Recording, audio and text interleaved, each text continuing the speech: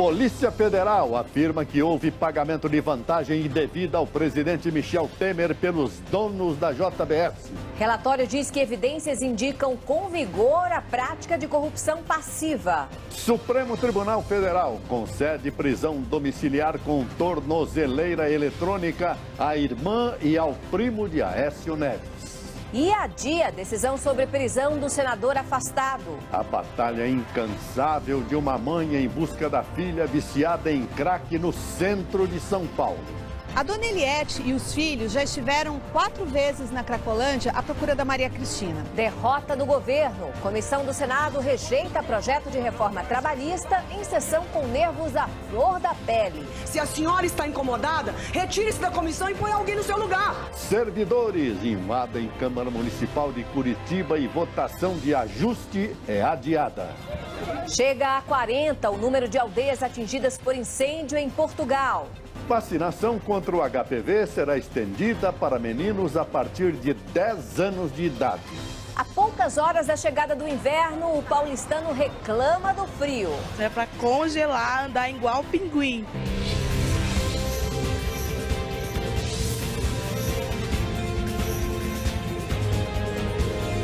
Está no ar o SBT Brasil, com Joseval Peixoto e Raquel Sherazade. Boa noite. Boa noite. O SBT Brasil de hoje começa com a história de uma mãe que há um mês tenta reencontrar a filha esquizofrênica e viciada em uma das drogas mais baratas e destrutivas que existem, o crack. A repórter Simone Queiroz conta como é a rotina de dona Eliette, que percorre quase todo dia a Cracolândia de São Paulo na esperança de rever a filha. 2 homens morreram e um foi preso em um confronto com a polícia na divisa das cidades de Miracatu e Iguape, no Vale do Ribeira, em São Paulo. Todos são suspeitos de fazer parte de uma quadrilha que usou dinamite para explodir caixas eletrônicos em uma agência bancária em Miracatu, na madrugada desta terça-feira. Funcionários públicos invadiram a Câmara Municipal de Curitiba para protestar contra a votação do pacote de ajuste fiscal proposto pela Prefeitura. Um dia depois do SBT Brasil denunciar com exclusividade a ação de uma gangue que faz arrastões todos os dias e com hora marcada há pelo menos 3 anos na zona sul de São Paulo, a Polícia Militar, enfim, reforçou a segurança no local. Fábio Diamante. E vamos a outras notícias pelo Brasil. O STF adiou a decisão sobre o pedido de prisão de Aécio Neves. O primo do senador afastado, Frederico Pacheco, e também a irmã dele, Andréa Neves, serão transferidos para a prisão domiciliar. Veja a seguir. Na Rússia, presidente Michel Temer diz que denúncias contra ele são desprezíveis. Com votos contrários de aliados ao governo, reforma trabalhista é rejeitada em comissão do Senado. Você vai ver já já.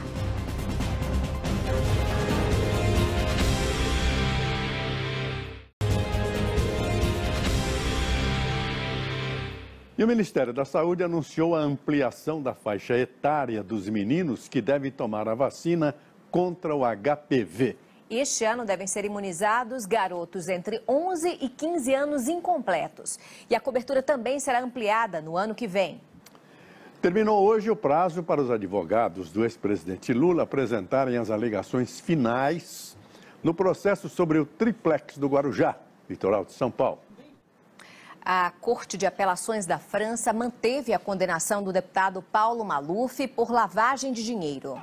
A principal estação de trem de Bruxelas, na Bélgica, teve que ser esvaziada depois de uma explosão. O governo do país fala em terrorismo. A morte do estudante americano, que foi devolvido à família em coma pela Coreia do Norte, desafia a diplomacia dos Estados Unidos. Outros 3 americanos estão em poder do regime norte-coreano. E o La Rocha? Em Portugal, o Plano Nacional contra Incêndios não é avaliado há 4 anos.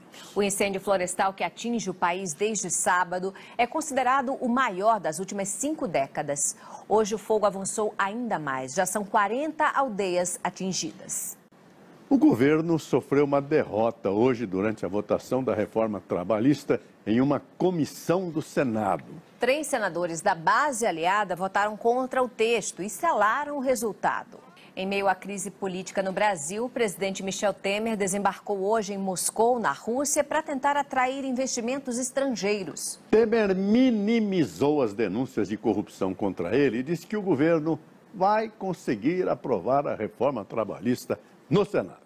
Sérgio Uti. A Justiça do Distrito Federal negou o pedido do presidente Michel Temer de abertura de processo por calúnia e difamação contra o dono da JBS, Joesley Batista. O motivo do pedido é a entrevista que Joesley deu à revista Época no fim de semana. Na publicação, o empresário afirma que Temer chefiaria a maior organização criminosa do país. O relatório preliminar que a Polícia Federal entregou ao Supremo diz que a evidência com vigor de corrupção passiva praticada pelo presidente Michel Temer. Os investigadores dizem que Temer recebeu vantagem indevida do empresário Joesley Batista por intermédio do deputado Rodrigo Rocha Louros, que está preso. Antônio Mariz, advogado do presidente Michel Temer, disse que não vai responder às acusações porque um relatório sobre investigações deveria ser apenas um relato e não uma peça acusatória. Vamos ao vivo a Brasília falar com Kennedy Alencar. Kennedy, boa noite. Qual é a leitura política desse relatório da Polícia Federal sobre o presidente Michel Temer? Uma boa notícia, o Brasil criou mais de 34 mil vagas de emprego com carteira assinada no mês de maio, de acordo com o Ministério do Trabalho. Foi o segundo mês consecutivo e o terceiro no ano em que o país registrou mais contratações do que demissões. O setor de agropecuária foi o que mais contratou. E você vai ver em instantes como será o inverno que começa nesta madrugada.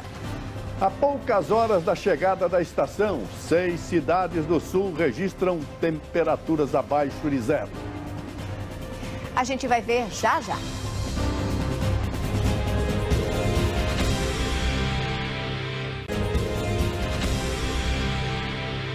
No encerramento da 8ª rodada do Campeonato Brasileiro, Cruzeiro e Grêmio fizeram um jogo eletrizante em Minas Gerais. Bruno Vicari, boa noite. E os gaúchos perderam a oportunidade de assumir a liderança, né? Pois é, Joseval, boa noite. Como a Raquel falou, foi o melhor jogo do campeonato, viu, Joseval? O Grêmio abriu 2-0 ainda no primeiro tempo, mas a partida terminou empatada em 3-3.